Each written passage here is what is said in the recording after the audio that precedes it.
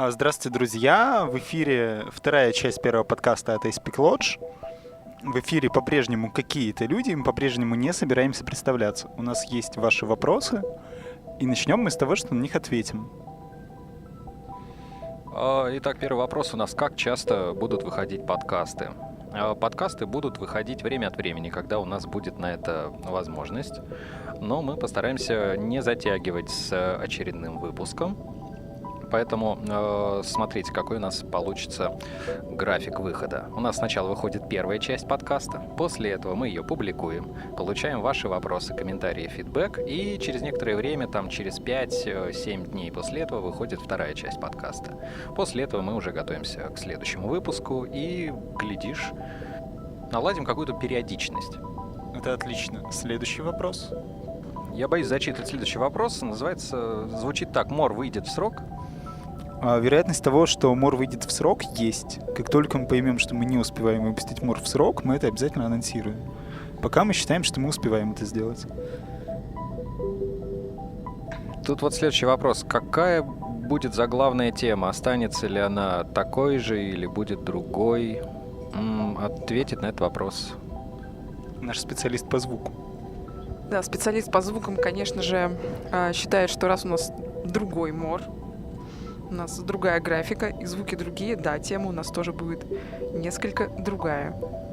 Пишут, что хочется мучительной неопределенности, инициации и соавторства. Ну что ж, вот именно за счет наших, так сказать, разделенных на две части подкастов, во-первых, вы сможете испытать мучительную неопределенность после выхода каждой первой части, чувство инициации, когда напишите комментарии, на которые мы будем отвечать во второй части подкаста, и таким образом во второй части подкаста вы сможете ощутить соавторство, потому что мы зачитываем ваши комментарии. Все именно так. А вот расскажите, что у нас происходит с Тургором? Всем, я знаю, очень интересно, что у нас происходит с Тургором. С Тургором вышла небольшая заминочка. В настоящее время он юридически принадлежит не нам, но в самом ближайшем будущем он вернется и на Steam, и на GOG, и будет принадлежать уже нам, вернется к своим создателям. А говорят, что на GOG он сейчас есть. Все верно, GOG продолжает его продавать. Если вам нужен Тургор, вы можете по-прежнему найти его там. И наш следующий вопрос получается такой. Сколько человек создает Мор? Мор создает в настоящее время 16 человек плюс аутсорс. То есть, да, мне кажется, что с учетом всего аутсорса у нас будет получаться больше, чем называют мои коллеги. Ну, в общем, Мор создает довольно много человек, в пределах 2 десятков. Возможно, даже немножко больше. Как протекает жизнь в студии? Как выглядит рабочий день ледорубов? Мы не ограничены четким графиком, можем приходить на работу, когда захотим, поэтому некоторые ледорубы приходят на работу в 8:30, некоторые не приходят вообще, некоторые работают дома, некоторые приходят в 12, уходят соответствующе поздно в 12, если хотят, если не хотят, вообще и не уходят. Мы, на самом деле, приходим, и дальше все происходит очень увлекательно и интересно. Мы открываем компьютеры, включаем их, садимся за клавиатуру и начинаем работать.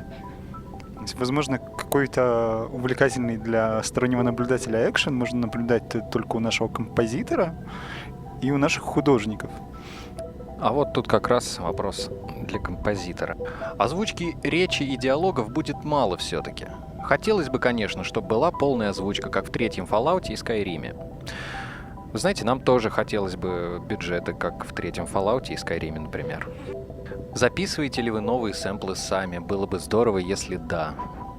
Ну, вообще записываем. По крайней мере, некоторую часть берем и творчески обрабатываем. Известно, что наш композитор действительно совершал свою командировку с чемоданами в глубины нашей необъятной родины. Некоторые результаты этого вы на самом деле уже могли слышать в релизном трейлере Pathologic Classic HD, на который многие обратили внимание. И я уверен, что вы услышите это еще. Будут ли люди на улице говорить между собой? Да, возможно, они будут говорить где-то далеко, их не будет слышно, но будет понятно, что они это делают, и, может быть, игрок будет подслушивать какие-нибудь разговоры, например, и слышать, что его откуда-нибудь прогоняют, не хотят пускать и говорят ему гадости. Может быть. Наконец, будет ли новый мор продаваться в GOG или только Steam? Да. Новый мор будет продаваться в GOG, в Steam, в PS Store, будет продаваться на Xbox One, и, возможно, будет продаваться еще на каких-то площадках, которые нам покажутся уместными и интересными для сотрудничества. Как будут звучать дома? На этот вопрос ответит наш специалист по звуку. В домах будет происходить много всякой жизни, и дома будут звучать жизненно, интересно, в них будет там скрипеть, будет казаться, что в них кто-то живет, и игрок никогда не будет один. Это очень замечательно. Мы также решили немножко познакомить вас с тем, что происходит в студии прямо сейчас. Например, мы расскажем вам, что один из наших художников прямо сейчас рисует костры. И, кажется, скоро у нас будет прям совершенно новый концепт зараженного квартала, в котором горят костры, мечутся зараженные. И, не знаю, играет тихая, умиротворяющая музыка. Будет ли fast travel? Нет, fast travel не будет. Когда можно будет узнать хотя бы примерные системные требования ремейка? Ну вот, опять же, нам кричат из соседней комнаты, что примерно осенью. Недавно вышла в Дистопии статья про то, что, значит, наш дорогой лидеруб номер 1 Николай принял ответственное решение о том, что у нас не будет прыжков в игре. Скажите, дорогие коллеги, а что вы думаете о прыжках в игре? Как же так? Как же мы будем без них жить? Что будет происходить на клавишу пробела? На клавише пробела можно повесить множество других функций, там раскидывание конфетти, выбрасывать письма, которые вы все равно не читаете, и после этого их все равно нельзя будет прочитать, потому что вы их не найдете там в мусоре, который раскидан по всему городу, или там в траве. Можно еще что-нибудь сделать. Я думаю, что каждое нажатие клавиши пробел, которое раньше работало для такого бессмысленного действия, как прыжок, теперь будет, несомненно, увеличивать духовность и сложный символьный ряд всего происходящего в игре. Я, например, сама очень негодую то, что прыжков не будет в игре, потому что мне нравится прыгать, я люблю прыгать и делаю это с удовольствием, особенно в боях. Я не представляю, как будет обходиться игра без прыжков, мне их будет очень не хватать. Скорблю. А вообще я сейчас задумался, как вот, например, маленькая девочка-самозванка сможет поразить здоровенного бритвенника в затылок, если без прыжка? В конце концов, не стремянка же ей ходить. Но она же умеет творить чудеса. И это резонно. Я, в свою очередь, тоже хочу сказать, что вот этот вот отказ от прыжков — это какая-то совершеннейшая дичь. И может быть, прыжки все-таки останутся. Либо, не знаю, на пробел можно повесить какой-нибудь интересный звук. Игрок будет, точнее, протагонист, да, кто там, бакалавр, Гороспик или Клара, может произносить фразу «Нет, я не буду прыгать». И выбрасывать какое-нибудь письмо. Вообще, конечно, прыжки — это довольно больная тема. Вот и еще кто-то хочет высказаться. На самом деле атмосфера по поводу прыжков в студии неспокойная. Всем кому-то хочется попрыгать, кому-то кажется, что это настолько дебильно, что лучше разбрасывать конфетти. Но, как известно, во главе нашего флагмана движется всем вам известный человек, и, вероятно, прыжков все-таки не будет. Мы смиряемся с этим и советуем смиряться вам тоже. И надеемся, что это действительно пойдет игре на пользу. Ну, а тем временем мы закончили вроде как отвечать на большинство ваших вопросов. И, наконец, можем рассказать что-то интересное. Что произошло у нас интересного? Смотрите, мы в субботу посетили очень интересное мероприятие, которое проходило в РГГУ, которое устраивал философский факультет МГУ. И называлось это мероприятие «Конференция. Религия и мифология в видеоиграх». Мы посетили один из дней этой конференции и услышали довольно любопытные Ну, где-то даже смешные, где-то наивные доклады. Вот сейчас нам один из нас расскажет, например, что-нибудь. Мы послушали несколько выступлений о возвращении веры, христианской парадигмы в РПГ, о культе Nintendo, женском начале New Age и гендерной проблематике видеоигр. Да, все было достаточно неровно, но было интересно увидеть, сколько людей зарубаются за эти темы, потому что они все собрались в одном помещении. Всем было интересно это слушать, и вообще, как это все они организовали, как они к этому всему пришли. Вообще, кстати, нам вот тут подсказывают из не то что соседней комнаты, а из очень удаленной комнаты, что подобные мероприятия — это не новость, это не какое-то последнее веяние, а что они довольно давно ведутся в Петербурге. До нас, правда, вот такие новости долетели только постфактум про Петербург, но вполне возможно, что получится найти какой-нибудь сборник материалов, тезисы этих конференций или что-то в этом роде, ну или, по крайней мере, поймать и допросить с пристрастием свидетелей. Я скажу больше, материалы этой конференции будут выложены в виде аудиозаписи, и мы, наверное, если вам интересно, можем даже дать ссылку, когда это действительно произойдет. Это не проблема. Помимо этого, еще какое-то время назад мы посещали конференцию в Екатеринбурге. И поскольку прошлые дубли, на которых мы про них рассказываем, мы от них избавились, мы расскажем про нее еще раз. Дубль предыдущего подкаста сгорел в огне, потому что мы не могли. Сейчас мы можем, и поэтому мы рассказываем. Значит, мы посетили мероприятие Готэм. Это конвент, посвященный видеоиграм, комиксам и всему, что с этим связано. Мы привозили туда свою настолку, играли в нее. Это был, кажется, последний раз, когда можно было поиграть вот так вот в прототип настолки, потому что все сейчас меняется. Мы готовимся к выходу нашей настолки, где будет новая графика, все будет новое, все будет прям свежее, пахнущее типографской краской скоро. Еще мы там провели один доклад, посвященный работе с нерисующим художником. И этот же доклад в следующий понедельник будет прочитан в Scream School. Еще мы там поотвечали на вопросы из зала и на вопросы от ведущего. Все было довольно увлекательно и мило. На самом деле здорово, что то, что мы делаем, интересно людям по всей России. Мы бы вот так приехали еще куда-нибудь, если обстоятельства снова удачно сложатся. К несчастью, обстоятельства удачно складываются не очень часто, но мы делаем все зависящее от нас, чтобы чаще куда-то выбираться. Спасибо вам, друзья, что вы с нами, живы и держитесь.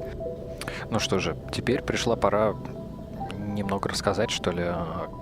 Мы, конечно, поговорим про тук-тук-тук, потому что недавно мы, наконец, получили вожделенные ключи, как бы это странно ни звучало, от студии разработчика от тук-тук-тука на PS Vita. Мы портировали тук-тук-тук на PS Vita и на PlayStation 4. Это все здорово. На самом деле, это увлекательный процесс, который выглядит примерно так. Вы делаете билд, отправляете его на согласование, месяц ждете ответа, вносите в него 3 правки, месяц ждете ответа, вносите в него еще 3 правки. Поэтому все происходит довольно долго и с той самой мучительной неопределенностью, которую от нас просили в комментариях. Но вот есть итог, есть тук-тук-тук на Vita, есть тук-тук-тук на PS4. На самом деле тук-тук-тук сейчас есть практически на всем.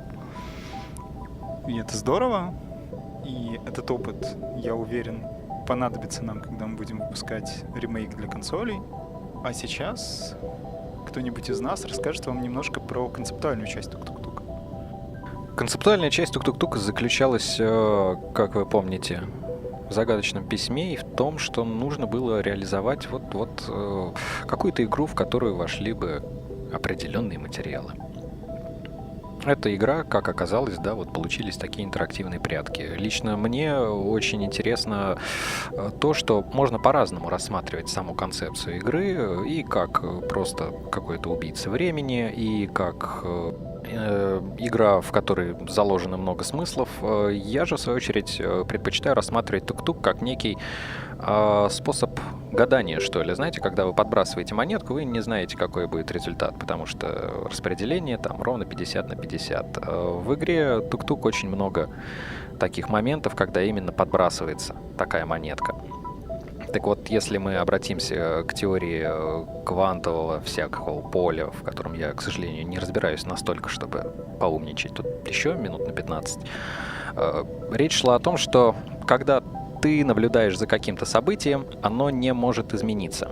И поэтому вот тук-тук в этом плане идеальная экспериментальная площадка для того, чтобы понять, насколько ты вовлечен своим вниманием в то, что происходит на экране. Если тебе совершенно все равно, что там бегает, кто там бегает, что ему надо, вы, скорее всего, пройдете игру очень быстро и без проблем. Ну, за исключением, может быть, 4-й ночи. Там, по-моему, какой-то программный, на самом деле, кризис случился, видимо. А во всем остальном я считаю, что это очень здорово. Ты можешь фактически тренироваться, играя в тук-тук, наблюдая за своими реакциями и за тем, как игра реагирует на твои мысли, на твои ожидания, на твое внимание. Давайте мы устроим блиц-опрос. Что думаете про тук-тук-тук вы? Тук-тук-тук очень страшный.